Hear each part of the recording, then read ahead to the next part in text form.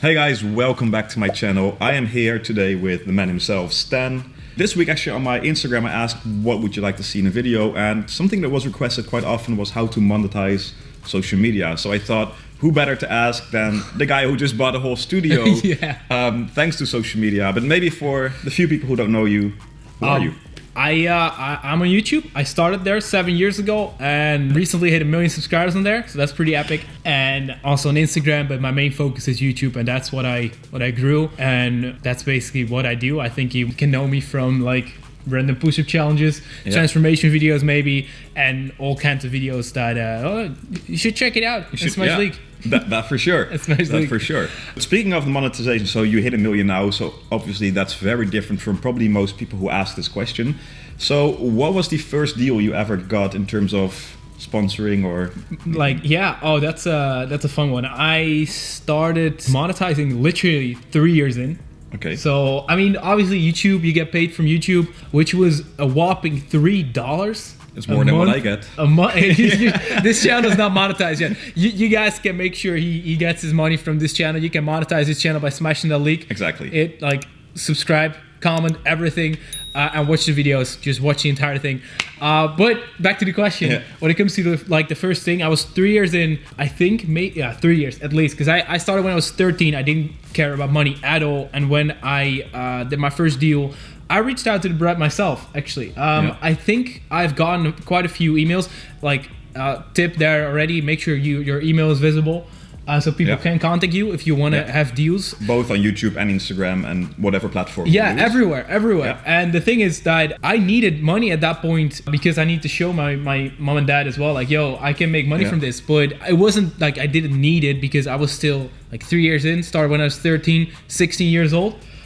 So I live at home. I have no problem. But when you're a creator just starting, you need your money. Like you need some money to do what you do. So definitely reach out to brands. But that's what I did, and I only reach out to brands myself when I really like the brand. I was doing calisthenics, for those who don't know, like bodyweight training, and I bought bands. So these resistance bands that are really helpful for like muscle ups and front levers, stuff like that. So I reached out to a brand that sells them, Rubber Bandits. Shout out to you guys. I saw a sponsorship somewhere and I asked if they wanted to sponsor me, and they said yes, which was epic.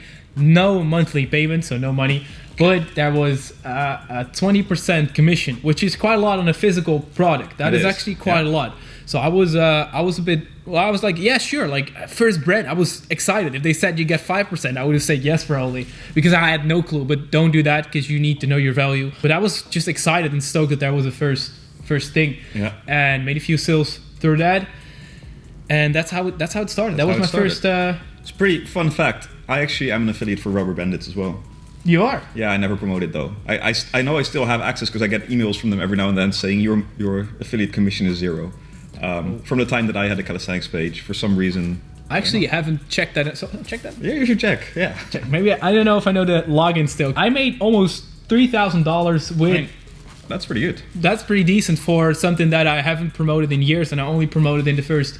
And it's still in my description and stuff like that. But it's a great company. They have great products. They're in the US. That's why it works so well. It clicked. It is easy. And I still get 20 people clicking on 30 people clicking on the link every single day. Still pretty good. That's pretty decent, yeah. So what does that mean? Like 20%? So 20%. So this times 5. So they made 15K from me. Yeah. So the question is, why not promote? Like, just a tip to Rubber Bandits out there. Sponsor me. We'll tag them. We'll make sure they see it. But just to summarize the answer to the question. So basically, the beginning for you was, hey, you were growing, you need some money to prove to your parents this is a viable, well, not even business model, but I want to be doing this. You started reaching out to businesses and only products that you actually enjoy working with, which I think is really good, because I see people promoting everything they can possibly do. And if I see someone promoting different shit every single time, I'm gonna unsubscribe, I hate unfollow. And I think the great thing with you, and if you check out his YouTube channel, what you'll see is, with 1 million subs, you get a bad video views, like 400 or 500K views. Yeah, probably. Well, it depends. Like I have videos hitting 200K, and then I'm a bit like, it could be better, but I'm still like proud of the videos as well. Like I only put time and effort into videos that I think are really epic to make and think are worth it, or people are gonna enjoy as well, maybe viral. And so if it doesn't do that, then 200K will be. But there are videos that hit 2-3 million views. So that and your average engagement is good. And no, I mean the videos are good, but also because you're not the guy who's just promoting random things the whole time, because that doesn't work. I think I do an integration or a sponsor video. I think it's, if you do not count my own products, my courses. Maybe twice a month max of 8 videos. So maybe sometimes even one. I have had months this year that it was 0. Only like fun fact, my protein, I still work with them, epic company. Also, I contacted them first. And now 4 years later, still working together with them with a good contract basis. So that's for an entire year basically, or longer, whatever. Like they're very keen to have me as well. That's epic. So shout out to my protein as well. Again, it's a great company. I used it already. I bought it, and that's when I saw, hey, they also sponsor athletes. They also sponsor channels. Maybe they want to sponsor me. Again, no money involved, only a commission, and I got some products. So I got the products. The pancakes to make your pancakes. The pancakes were awful when they started, so I didn't have them. But they updated the recipe, and now they're epic. Smash it. So I think sort of what we can conclude from this as well is that you didn't say in this many words, but you were Rubber Bandits, My Protein, and they're all in a niche. So, I mean, find the right one. Exactly. So I don't want to put words into your mouth. But you say it's very important that if you build out a brand, YouTube, Instagram, whatever, that you just pick a niche, stick with it, and go for that certain topic. If you want to monetize, is that probably the best? But there are also more broad companies out there, but they will have to contact you, except if you have a management. Yeah, and that's, hey, I like what you did there. So when you started, you were reaching out, you had this little thing, but nowadays, of course, you get several requests, I assume, per day or a week or whatever. Yeah, emails are flooded. So nowadays you have a management, which you just sort of already said. When would you say it's time for I'm reaching out and I'll do it myself to get management? That's all depends on the creator itself, or the creator, him or herself, because I didn't like a management for 2 reasons. I really wanted to be on top of everything that's happening. Second, they steal from you when you get the wrong one. And in the US, what I've noticed, they are stealing from you no matter what. No, I have no clue. But I'm assuming your management right now isn't in the US? They're Dutch based. Okay. Right. But in the US, it is very common, at least what I've been offered, literally a percentage of everything you are. So not just what they are. Everything you are. Everything you sell. And they do everything for that, but that doesn't make any sense. My management takes a fair cut of the deals they just make. It's a normal deal. And they're awesome dudes as well. So they're a shout out to you guys as well. I'm going to shout out everyone here. Now, like I said, if you work with people that you like, it's just fun. It doesn't matter. But when it comes to management, why I do have a management right now is because I was done with negotiating with everyone. And I had that for quite a long time. But when I had an insane growth this year from 300 something K to 1 million, every single month or weeks, actually, your rate should go up when it comes to, because that's your value to a brand. And I hate that. I hate to negotiate with that. And at a certain point, companies were offering me the same thing they were offering me a year prior. So the same thing with the growth, the views times 10. And they were offering the same thing. And I was just done with coming back like, yo, we need to renegotiate. I like the brand a lot, but it makes probably a lot more sense if we, especially if there's no commission, it makes sense if I can maybe like, and I hated it. And then I was like, all right, I'll cut it. Like I got an offer by, not coincidence actually, someone, a YouTuber in the Netherlands. He also works with a management. Send me a message, hey, you want to look into this and this, and I was very skeptical. I was like, no, like management steal from you. That's basically, but they were really nice, and they can reach out to you to brands with really good offers, makes sense, everything, and it's just a fair. If they say no, or if the brand says offer something stupid, they say no, and you yourself can maybe see like the dollar signs and think, oh yeah, getting paid, especially if you need it. I'm happy I haven't had that so far because I started this young, and I only work with brands that I think, oh, I can make something fun around this, or I really like the brand, obviously, think it's a good product. That's basically it. So I think there's two takeaways there. One is pretty funny, which is the same as what I advise my students when it's completely business related. So basically what you did is you started focusing on the things that you are good at, which is creating content. Yeah. And all the other things around it, you were sort of finding people to do, right? And that is exactly the same with building a business. You can do everything yourself, or you can say, hey, I want to grow this business, so I'm going to focus on what I'm good at. Yeah, but that's it. That's right? Actually what it is, because at some point I was just done with, like, I want to make videos. Like I started when I was 13 because I love making videos, or I love just the vibe of it, I guess, online. And then I fell in love with filmmaking and making videos. And then when it came to a point that I needed money to prove that my parents stopped saying, hey, go work at that supermarket right now and make your money just like everyone else that's your age. I just, that's cool. I try to just focus on what I'm good at, and at some certain points you need to give an example. Like, you need to earn money. It's so hard to say sometimes, but that's it. And that's very true. Yeah. At some point I just hated it, and I'm glad my management is now dealing with that. I do have my own saying, and I do have my own opinion, and they really... So you have the final saying, yes or no, right, with deals? Oh, always. Exactly. Yeah, always keep whoever you work with, you need to keep the artistic control in your case, or whatever. 100%, yeah. So you monetize your YouTube, you went into management, so it all grew. Can you say a bit about, we don't have to go too specific here, but what types of monetization do you have? So you have some brands that you sponsor? What? Oh, okay, so you have YouTube. Yeah. YouTube ads. Some people don't understand that, but maybe we can go into that later on or whatever. Yeah. You have the brands that we talked about. Yeah. Then you can get commission also through those brands, or just websites or something else. Amazon affiliate, for example. And then I've got my own products, courses online, so digital products, jewelry.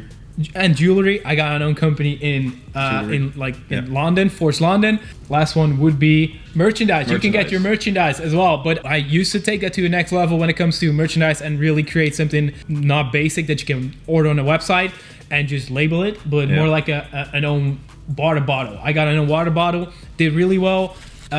This would be considered more regular merch, I would say. With a drink your water. Yeah, drink your water. But the water bottle was really custom made for the thing, so that was really epic. I think a funny thing just to say, which you don't even notice probably right now, is everything about monetization, about growing, is that you have a brand as something that people start to recognize. Oh yeah. So once this video is uploaded, count the number of times that you said epic so far. So that's pretty epic, which is epic, really epic to make, and that's epic, and now they're epic. So that was really epic.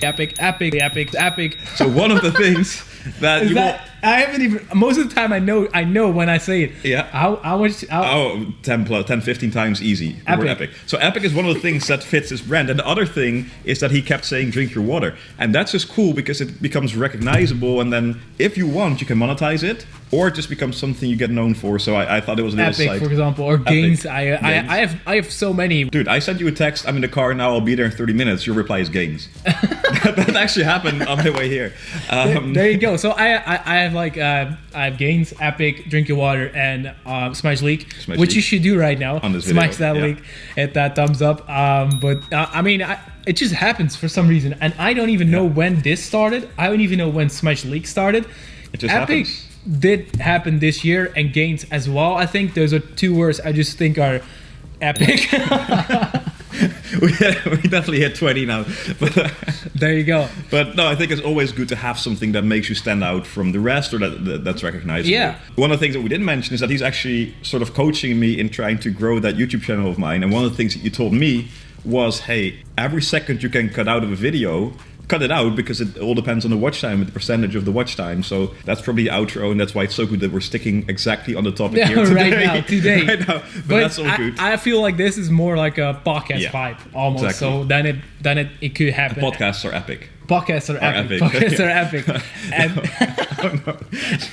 but I would say, like, for a video like this, you can definitely use my name and clickbait it, and it's not even clickbait because I'm here. So exactly. So here, thumbnail now. There you go. But you get it. I'll go back to the topic with, I'd say, a final question. Two more questions. First one is, obviously, you make most of your money out of YouTube. It depends on the month, but yeah. Because a lot of people who ask this question probably have 30, 40, 50K on Instagram, I'm assuming. Would you say Instagram is the same in terms of monetization? No, I would say it's definitely different because when you create content, you get on the radar of brands, so you could earn money through that. And I know that that is a viable, like a really big thing on Instagram to make money through brands, brand deals, sponsored posts. Building out your brand, growing, and maybe making an own product related to that page would work if you have a hilarious, funny page. Meme page. I think it's harder to like get a real good niche because you're just posting memes that are probably not even yours. Yeah. So it's hard to get a real close following, but it can happen. Yeah, you can definitely monetize it, but it's a little bit different because you don't have that close of a following, which is really buying from you because of like you're promoting it. Yeah, that's true. But I guess meme pages, they get a lot of people who want shout outs from them. That's exactly. And then you should just focus on growth. Yeah. Because the bigger your meme page, the bigger the payout will be, and the more people will know you, and the more offers you will get. So I think that's it. Yeah. Okay, cool. Last question, maybe a difficult one. Say that you would have 0 followers right now. How would you start? Where would you start? So what platform? Oh, what platform as well? The platform. Well, yeah. So. That's okay.